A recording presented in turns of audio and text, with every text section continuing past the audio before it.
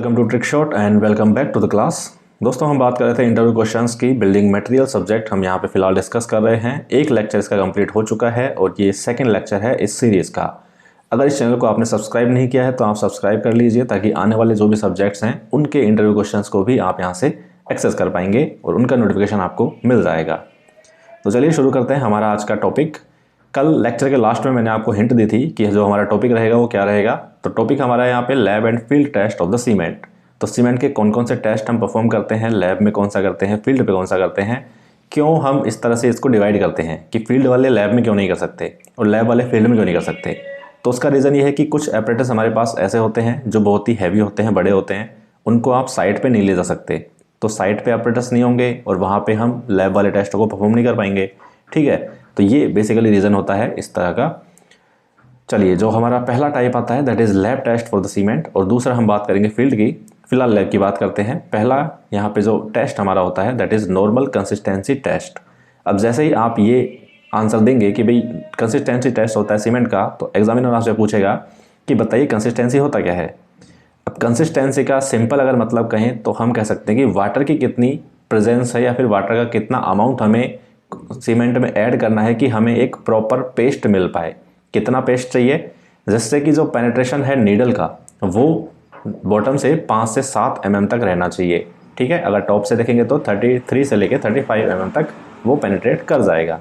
ठीक है, तो ये हमारा यहाँ पे जो चीज़ हम देखते हैं वो इतना रहता है। और बात करें यहाँ पे प्लंजर की, तो प्लंजर जो हमारा जलता है यहाँ पे वो होता है 10 mm डाया का। ठीक है, कंसिस्टेंसी के लिए 10 mm डाया का होता है और सेम एपरेटस हम यूज़ करते हैं इनिशियल फाइनल सेटिंग टाइम के लिए भी। तो वहाँ पे मैं आपको डिस्कस करूँगा, वहाँ पे डाया जो है वो चेंज हो जाता है। ठीक है, कंसिस्टेंसी के लिए 10 का डाया होता है, ये आपको ध्यान रखना है, राइट। और जो लेंथ होती है नीडल की वो होती है 50 mm की। तो आपसे डेटा नहीं पूछेगा, वो आपसे डाया पूछ सकता है, सिर्फ इतना पूछेगा और आपसे पूछेगा कि कंसिस्टेंसी होता क्या है। नेक्स्ट बात करते हैं एपरेटस कौन सा यूज़ होता है। तो बहुत ही फेमस एपरेटस है विकेट एपरेटस, जिसमें नीडल लगी होती है। नीडल से हम पेनिट्रेट करवाते हैं ऊपर से फ्री होल करवा के, और जितना जो हमारा सीमेंट का नीचे सैंपल रखा होता है उसमें जो नीडल है वो पेनिट्रेट कर जाती है। ठीक है, ये मोटा मोटा सा एक प्रोसेस रहता है। तो यहाँ से कंसिस्टेंसी का मतलब समझ में आ गया कि कितना पानी हमें ऐड करना है कि हमें एक प्रॉपर पेस्ट मिल जाए, जिससे कि पेनिट्रेशन हमारा बॉटम से 5 से 7 mm तक रहना चाहिए नीडल का। ठीक है, ये होता है कंसिस्टेंसी। इतना आप बता देंगे तो वो सेटिस्फाई हो जाएगा। नेक्स्ट बात करते हैं सेकंड टेस्ट जो हमारा है that is setting time of the cement. और सेटिंग टाइम में दो तरह के आते हैं, एक होता है इनिशियल सेटिंग टाइम, एक होता है फाइनल सेटिंग टाइम। ये दोनों भी विकेट एपरेटस पे ही यूज़ होते हैं, यानी कि उन्हीं पे परफॉर्म किया जाते हैं। लेकिन इसमें जो डिफरेंस है वो ये है कि नीडल यहाँ पे चेंज हो जाती है। देखिए, इनिशियल सेटिंग टाइम में नीडल का जो डाया होता है वो होता है 1 mm का और नीडल आपकी होती है स्क्वायर। और फाइनल सेटिंग टाइम में जो डाया होता है वो होता है 5 mm का और उसको हम बोलते हैं कॉलर। ठीक है, तो ये आपको ध्यान रखना है। अब बात करते हैं कि इनिशियल और फाइनल सेटिंग टाइम के फिजिकल सिग्निफिकेंस क्या है। ठीक है, जब एग्जामिनर आपसे पूछेगा ये चीज़ें तो आपको पता होनी चाहिए। देखिए, इनिशियल सेटिंग टाइम का मतलब ये होता है कि सीमेंट वहाँ पे सरफेस हार्ड होना शुरू हो गई है, मतलब कि सीमेंट ने सेट होना स्टार्ट कर दिया है, लेकिन अभी सेट हुआ नहीं है। तो अगर आप चाहें तो उसको फिर से रिमोल्ड कर सकते हैं अगर वो इनिशियल सेटिंग टाइम के अंदर है तो। ठीक है, इनिशियल सेटिंग टाइम से पहले पहले तक आप उसको रिमोल्ड कर सकते हैं आराम से। फाइनल सेटिंग टाइम का मतलब क्या होता है कि अब सीमेंट जो है वो हार्ड हो चुका है पूरी तरह से। अब अगर आप चाहें तो भी उसको रिमोल्ड नहीं कर पाएंगे, वो अपना शेप गेन कर चुका होगा। ये डिफरेंस है दोनों में। इनिशियल सेटिंग टाइम में रिमोल्डिंग पॉसिबल है, फाइनल सेटिंग टाइम में रिमोल्डिंग पॉसिबल नहीं है। ठीक है, सीमेंट सेट हो चुका है, हार्ड हो चुका है, ये आपको ध्यान रखना है दोनों चीज़ें। नेक्स्ट आता है आपका तीसरा test that is soundness of the cement. Soundness का होता क्या है, देखिए अब आपसे फिर एक क्वेश्चन पूछेगा कि साउंडनेस क्या होता है। जितने भी टर्म आपको जो आप बोलने वाले हैं वो सारे आपको मतलब पता होने चाहिए, किसका क्या मतलब होता है, कंसिस्टेंसी क्या होती है, सेटिंग टाइम क्या होती है, फिजिकल सिग्निफिकेंस क्या होता है, साउंडनेस क्या होता है। तो इसी तरह से यहाँ पे तीसरा जो आया है वो आया है साउंडनेस। अब साउंडनेस का मतलब क्या होता है, साउंडनेस का मतलब ये होता है कि अगर सीमेंट को आपने पेस्ट बना के सेट होने के लिए छोड़ दिया मान लीजिए, तो होगा क्या कि जैसे ही हीट ऑफ हाइड्रेशन जनरेट होगी उसकी वजह से कुछ वॉइड्स होंगे और उस वॉइड्स की वजह से सीमेंट का जो वॉल्यूम है वो इंक्रीज कर जाता है।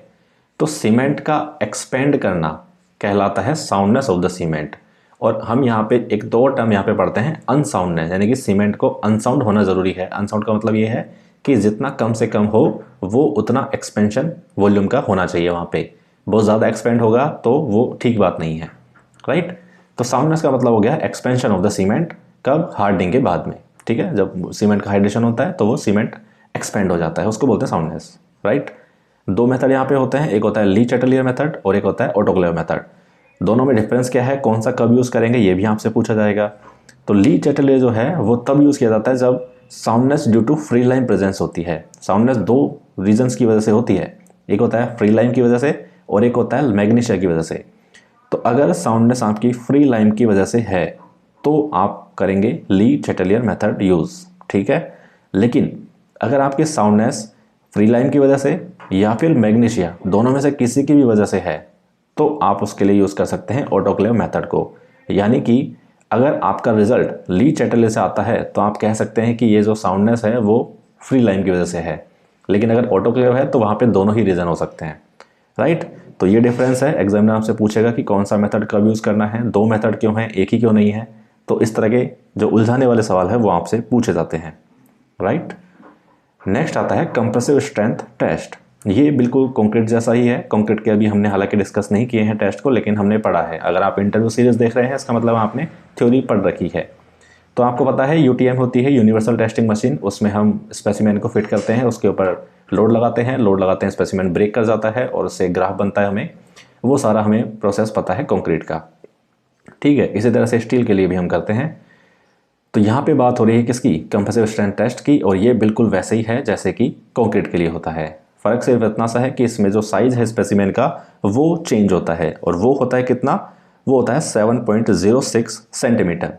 अब अगर आपने पढ़ा है तो आपको पता होगा कि कंक्रीट के लिए जब हम ये टेस्ट करते हैं यूटीएम में, तब कंक्रीट के जो स्पेसिमेन है उसकी साइज़ होती है 15 centimetre bye 15 centimetre bye 15 centimetre.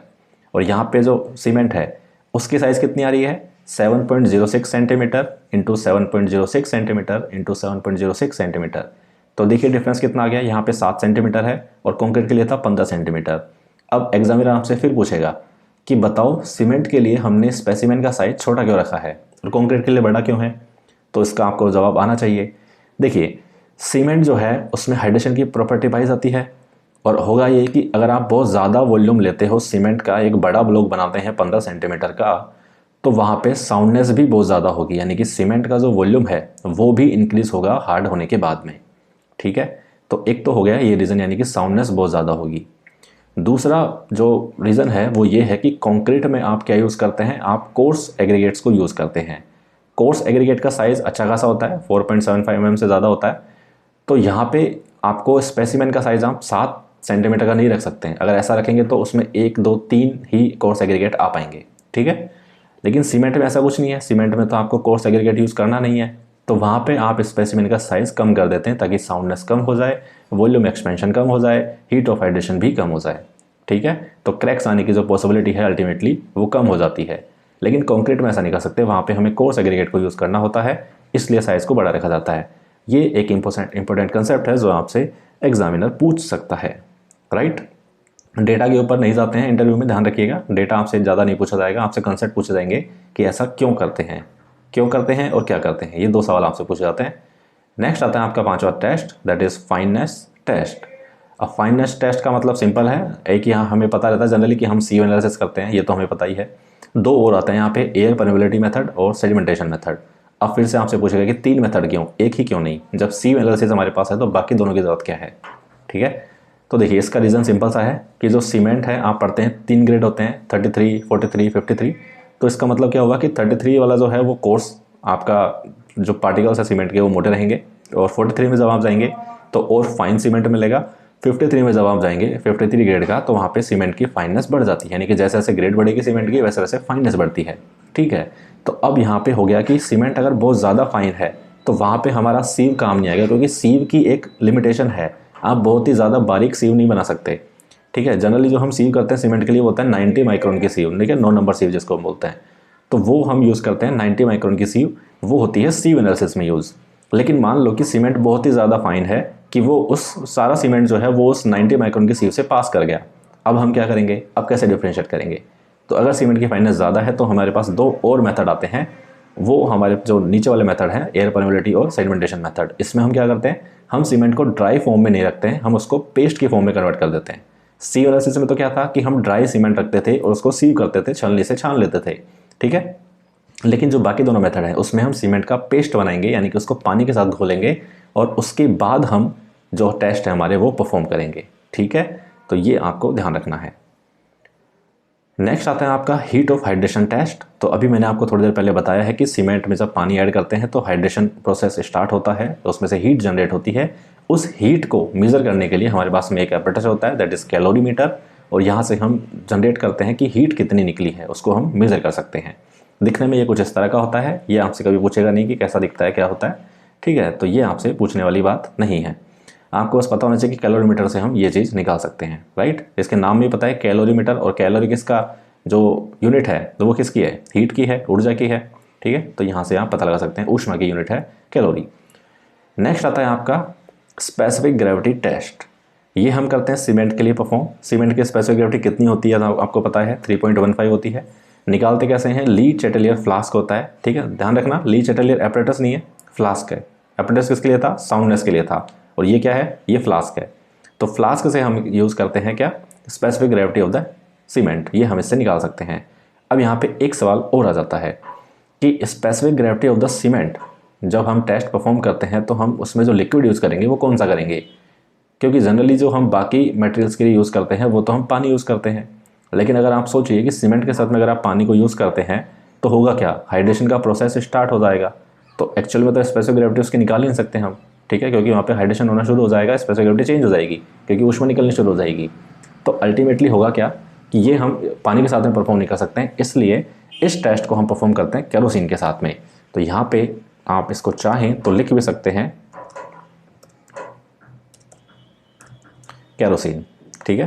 तो ये आपको ध्यान रखना है कि ये आप केरोसिन के साथ परफॉर्म करेंगे, राइट। इंपॉर्टेंट कंसेप्ट है, ध्यान रखना कि पानी के साथ में इस टेस्ट को हम परफॉर्म नहीं कर सकते, केरोसिन के साथ में ही हमें करना होगा, राइट। तो दोस्तों ये आपके थे लैब टेस्ट। अब हम बात करते हैं फील्ड टेस्ट की। फील्ड टेस्ट के लिए एज सच कोई एपरेटस नहीं है, क्योंकि मैंने आपको शुरू में ही बताया था फील्ड पे वही टेस्ट परफॉर्म होंगे जो बिना एपरेटस के हम कर सकते हैं। अब सीमेंट में कौन कौन से फील्ड टेस्ट होते हैं, देखिए, अगर आपके पास में सीमेंट का कोई स्टॉक आया है तो आप एक सीमेंट का बैग खोलिए, उसमें आप अपना हाथ जो है वो उसमें अंदर डाल दीजिए। तो अगर आपको ठंडा फील होता है तो इसका मतलब है कि सीमेंट गुड क्वालिटी का है, उसका हाइड्रेशन स्टार्ट नहीं हुआ है। अब ऐसा करने का रीज़न भी यही है, अगर सीमेंट ठंडा महसूस हो रहा है इसका मतलब है कि हाइड्रेशन स्टार्ट नहीं हुआ है, क्योंकि अगर हाइड्रेशन स्टार्ट हो चुका होता तो वहाँ पे हीट जनरेट होती, और अगर हीट जनरेट होती तो उसका टेम्परेचर कुछ वार्म आपको फील होता, गर्म महसूस होता, ठीक है। तो ये इसका सिग्निफिकेंस है। रीज़न भी आपको पता होना चाहिए कि ऐसा करने से क्यों है, सिर्फ रटने से काम नहीं चलेगा कि भाई ऐसा होता है, हमने हाथ डाल के देख लेते हैं, ठंडा होना चाहिए। वो पूछेगा कि ठंडा ही क्यों, गर्म क्यों नहीं, और ठंडे से क्या पता लगता है।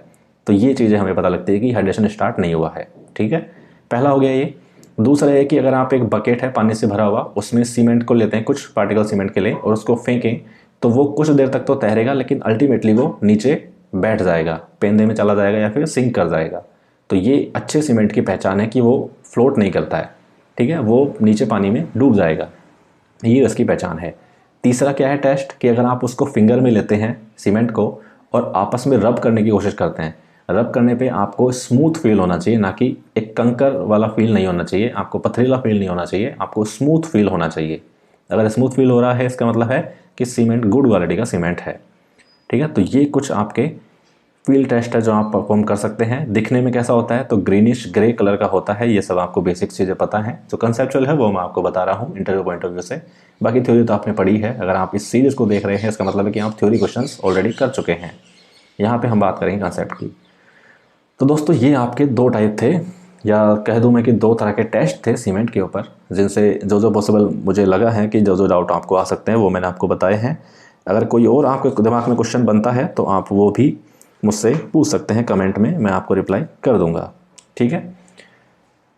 और अगर आपने इस चैनल को अभी तक सब्सक्राइब नहीं किया है तो सब्सक्राइब कर लीजिए। वीडियो अगर आपको पसंद आ रहा है तो आप लाइक और शेयर को कर सकते हैं, कमेंट कर सकते हैं जो भी आपके डाउट हैं, ताकि मुझे पता लगे कि आपको वीडियो कैसा लग रहा है, और थोड़ा सा मैं अपने एफर्ट भी बढ़ा सकता हूँ, ठीक है। तो रिव्यूज़ आपके लिए, हमारे लिए ज़रूरी हैं आपके रिव्यूज़। अब बात करते हैं नेक्स्ट टॉपिक हमारा क्या रहेगा।